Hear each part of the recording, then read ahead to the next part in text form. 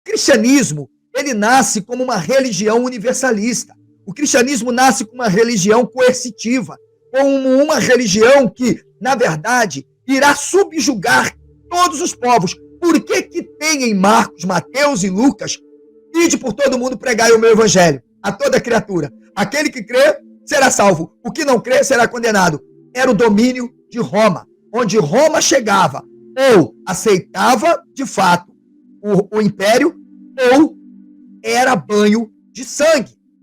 Por isso que Teodósio, revoltado com a atitude de Constantino, que tenta transformar o império em práticas facultativas, ele disse, não tem essa de judeu, não, o culto aqui é o Dominus Dei, não tem conversa, o culto aqui é o dia do sol, o culto aqui é a mitra, e que negócio é esse? Agora, eles estavam adorando no sábado, agora não tem sábado nenhum não, o culto aqui agora é o domingo, o culto aqui é o nosso Salvador, e quem não tiver satisfeito, que vai para a guilhotina, que vai para a arena servir de espetáculo. Teodósio, diferente de Constantino, ele oficializa o cristianismo e coloca a lei severa de punição para quem não aceitasse o império. Significa dizer, aquele que crê será salvo, o que não crê será condenado.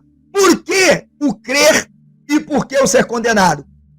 Vem comigo, eu expliquei que o mito de fundação, ele sempre será um mito de resistência e sempre será um mito de oposição. Significa dizer, há uma geração que está sendo objetivamente influenciada pelo mito que se oporá, de fato, ao mito. Qual é o projeto para o mito dar certo, professor Carlos? Isso está na mitologia, isso está na análise dos documentos, da história das civilizações. É matar, é perseguir, é eliminar os opositores. Eliminando os opositores, você impõe a crença de que o mito era real. O mito se tornando real, o Estado está fortalecido. Portanto, Jesus, ele é uma mistura de tudo, só que Jesus não é um plágio de Horus. Lamento, tem muita gente chateada comigo, eu já expliquei sobre isso. Jesus não é um plágio de Horus, Jesus não é um plágio de Buda, Jesus não é um plágio de qualquer mito que você possa imaginar.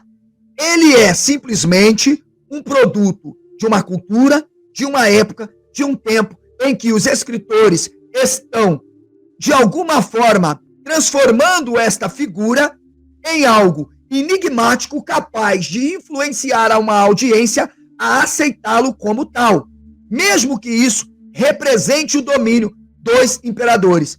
Os imperadores eram conhecidos como filhos dos deuses. É fato.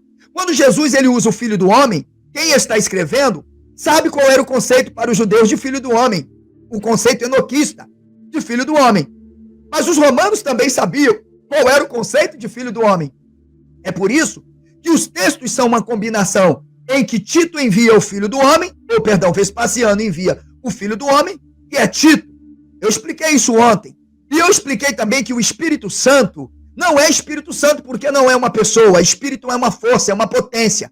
E o que era caracterizado essa força e essa potência? O exército romano. Eu expliquei que era uma legião. Porque os judeus sempre rejeitaram o porco.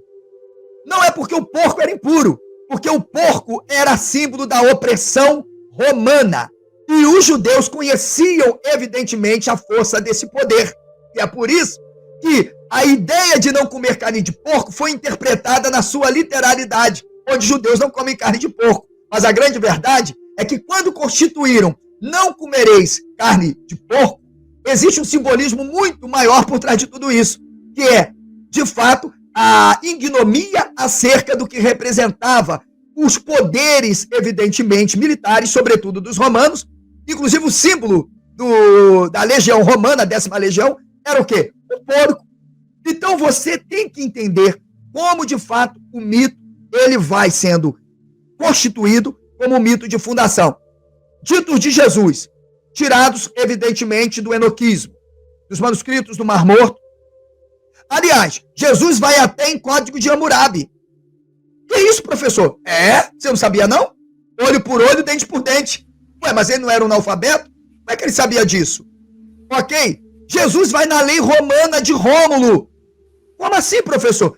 Gente, vocês sabiam ou não? os judeus, depois da Golá, depois da saída de Babilônia do cativeiro, eles tiveram contato com todas as culturas e eles aprenderam sobre o mito fundador de Roma. Milenar, muito antes deles criarem o Javé, o Rômulo constitui uma lei que é a lei do divórcio. Sabe o que o Rômulo vai dizer lá? Uma mulher tem que morrer presa a um casamento. E a única forma dela ser livre é somente o adultério. E mesmo constando o adultério, ela ainda deve continuar, de fato, solteira. É. Tá entendendo de onde saiu isso? Sim. Professor, eu acredito que as pessoas acabam confundindo-se nas questões de interpretações mitológicas porque estão distantes do método científico, né, da ciência da religião.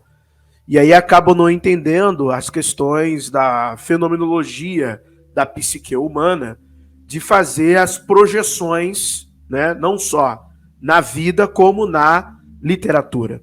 Porque se você for falar que todo mundo é plágio de todo mundo, você tem um problema. Porque você vê muitas similaridades, por exemplo, entre Baal e Horus. Você tem similaridades entre Baal e Horus. Você tem similaridades entre o Atom, do Akhenaton, e o Ahura Mazda, do Zoroastro.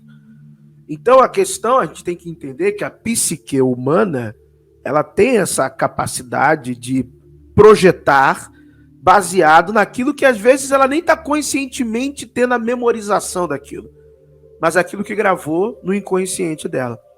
E uma outra coisa também aqui, respondendo a um amigo aqui que colocou nos comentários, agora não estou lembrando aqui qual como utilização de mecanismo interno, né, os escritos do Novo Testamento, eles têm a função de pacificar o povo. Quem não entendeu isso ainda tá perdido, né?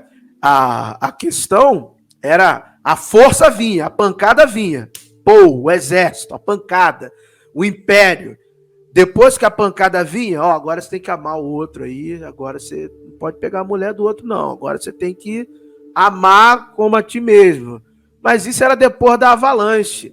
É igual a questão, por exemplo, quando os povos nórdicos começaram a ser convertidos.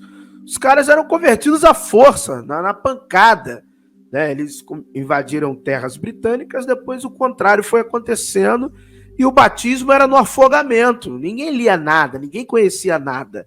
E aí aqueles preceitos eram repetidos missa a missa, para que houvesse uma pacificação, uma iluminação, uma espiritualização do convívio social, só que depois que a pancada já tinha passado. Não era... É só pegar a história dos jesuítas. Em muitas ocasiões, os jesuítas chegaram botando para quebrar também. Não era no amor, na paz, na tranquilidade. A gente tem que entender isso, né? Entender qual é a questão de evidência interna e as questões de evidências externas, né? O movimento interno e o movimento externo.